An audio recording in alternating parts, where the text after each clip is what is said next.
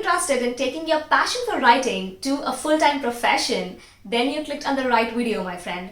Hi, I'm Srishti Rathour, an author, editor, and now a YouTuber as well. And in this video, we're going to be exploring 10 different options, 10 different day job options that you can use to take your writing skill set and extract the same amount of value and satisfaction from your day job that you get from writing your own book. But I haven't really segregated these jobs based on payment or salary perspective, because that would depend on your geographical region where you're living, and it would depend on your educational qualifications, and most importantly on your experience level. If you've been doing this for 5 to 10 years or longer, you would definitely be paid more than what a beginner would be paid, right? And that's true for any job. So I'm not really segregating it on price perspective, but still, for the sake of this video, I've divided the first 5 jobs to be the ones that are more beginner friendly, and the second 5 that are more experience friendly, which means that if you are more experienced in those jobs and you don't mind the extra effort that comes with that, then you'll be paid a lot higher. Anyway, for all of these jobs, I'm going to give you the skill set required and the parameters you should consider while picking a job for yourself. Let's get started. Now, first up is my favorite job, which is beta reading. A beta reader is someone who reads your work while it's still in the rough draft phase, while it's still unpublished and you're still writing the book. So the job of a beta reader involves reading an author's unpublished still work in progress novel and give them detailed critical inputs. And when I talk about critical inputs, I mean constructive, detailed critical inputs. This is one of the easy and fun jobs that you can ever get. Come on, you get to read something that is still unpublished and that is still work in progress, and you get to give feedback and give a contribution from yourself to the author. And well, I'm going to be pretty transparent here that some authors do just use their friends or free beta readers, people who are just willing to read it for fun. But then as a professional beta reader, you know that you will get serious authors who want to get detailed. When I say detailed, I mean highly detailed critical inputs about their book, because they're very serious about the story that they're writing and they want it to be perfect. If you're someone who goes to watch a movie and then are able to write a big essay explaining why you didn't like it or why you loved it, then this job could be yours. Second job option would be book editing.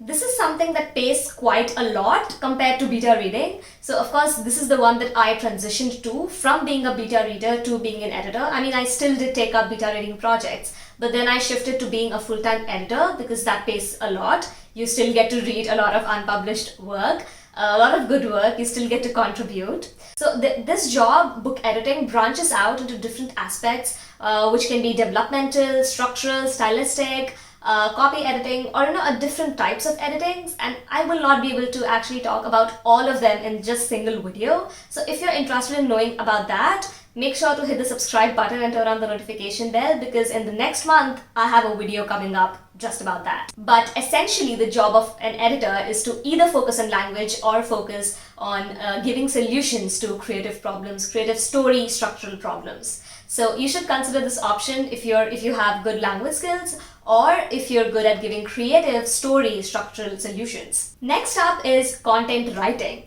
I know it's the most popular one, but we're still putting this on the list because it's a good one to start out with. Content writing normally involves researching on a specific topic and forming a well-structured piece of work.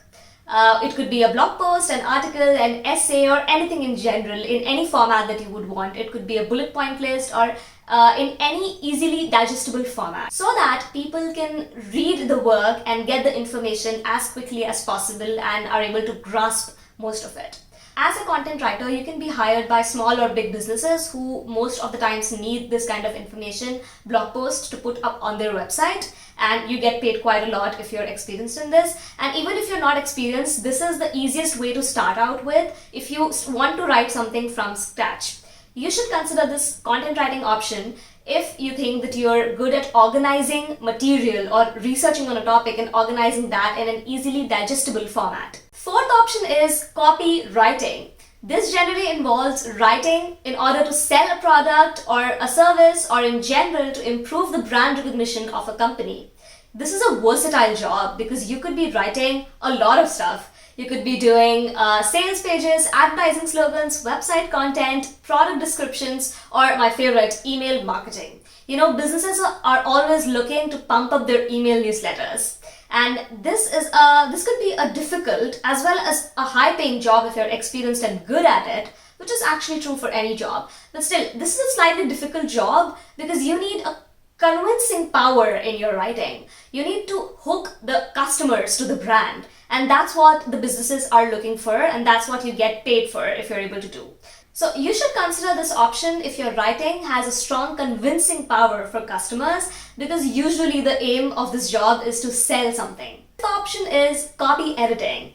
Usually people consider this to be one of the branches of book editing, and which is true, it is one of the branches of book editing, but copy editing is not limited to just books. You could be working on a book, a short story, a blog post, a media post, or any kind of post, any kind of content piece. But in copy editing, the job revolves around looking at language and improving the language of a certain content piece. And it's not just limited to improving the language, but also ensuring that it's all correct in terms of grammar, punctuation, syntax, and all of those things. Hence, you should consider this option if you have a good command over your English skills, your language flows smoothly, and you feel confident playing around with words. Taking something from he walked towards the door swiftly to he glided to the door.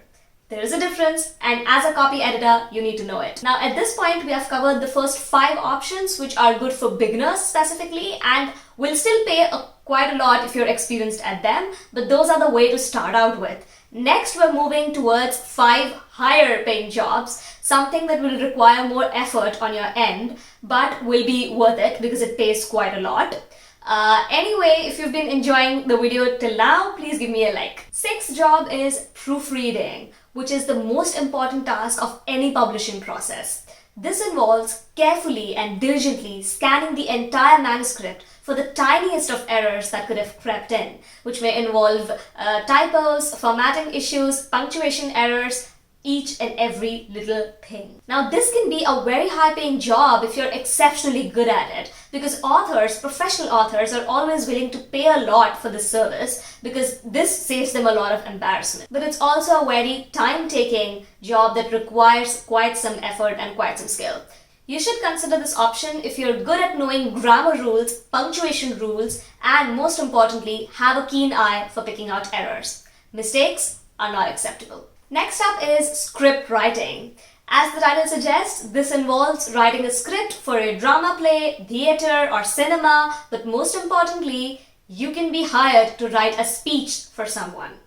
People hire script writers because they don't feel confident in spoken English, or they feel afraid to speak something in front of public. So they tend to hire script writers for their content in order to uplift their language. Most public figures, politicians, celebrities, everybody, most of them, 99% of them, hire script writers in order to have a good public image, and because sometimes they don't feel confident in their own spoken English, their language, which is fine. The catch here is they pay you quite a lot for it if they love the script. Sometimes script writers are even paid extra in order to train the person they're writing the speech for. Training involves explaining to them and making sure that they are enunciating the speech in the right format, in the right way to have the most impact on the audience. You should consider this option if you're good in spoken English and if you feel comfortable enough to write a speech for someone, especially someone who's in power or who's famous.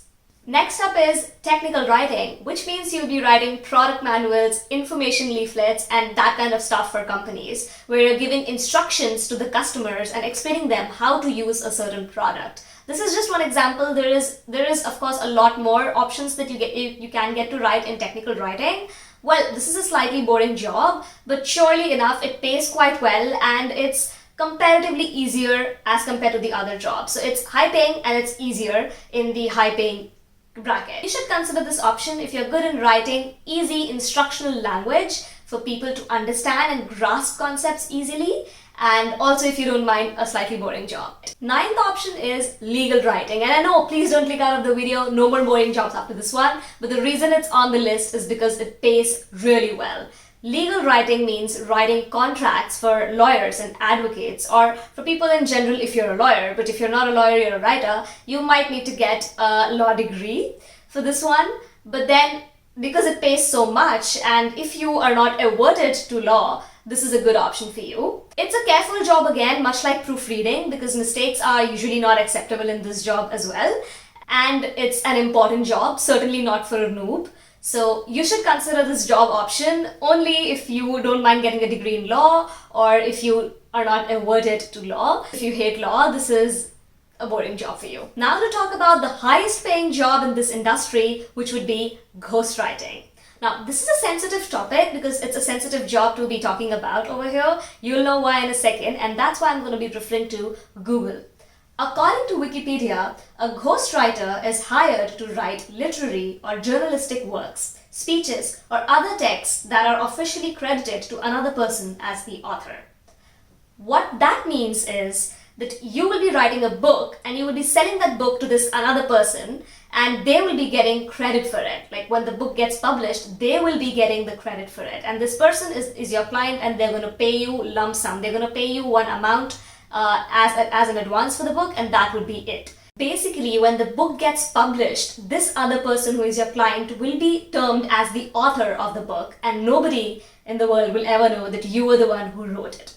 I know it sounds sad, and it is sad. Personally, I would never be a ghostwriter, and I'm going on record and saying that I'll never be a ghostwriter because I think personally for me that I tend to get connected and attached to the things that I write. Even if the idea belongs to someone else and I took it and I wrote something, I tend to get attached to it, and if I don't get credit for it, to me it feels worthless. But for some people, for you, if you feel that it's something that you can do, then sure, go for it. And generally, ghostwriting definitely involves having a contract in place which says that you are not allowed to reveal your identity as the original author, and the other person, the client, is the one who gets the entire credit for the book. They are the ones who get paid by the publisher as well, and since you're the one writing the book, you get paid one time by your client. And this one-time fee is just the one-time fee, but then that could be in lakhs, and even more if you want it to be and if you're good at it.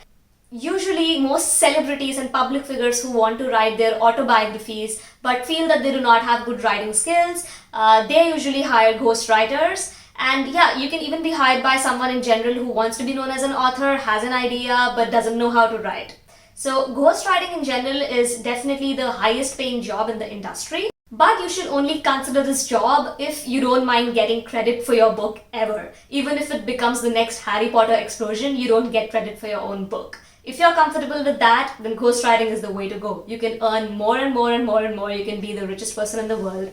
You just won't have credit for what you've written. Now, if you're wondering that, Srishti, thank you for so many amazing day job options, but I have none of those skills. I don't know where to begin. I have no experience. I have no skills. You mentioned that for this job I need this skill, for this job I need this skill, but I have no skills. And my friend, don't worry. All you need to do is hit the subscribe button and turn on the notification bell, because in next week's video, I'm going to be talking all about building a writer's portfolio, building your skill as a writer without any prior experience, and I'm going to share how I did it without even having an English degree. Alright guys, that is it for this video. This is me, Srishti Rathour, signing off. I'll see you in the next one. Bye bye.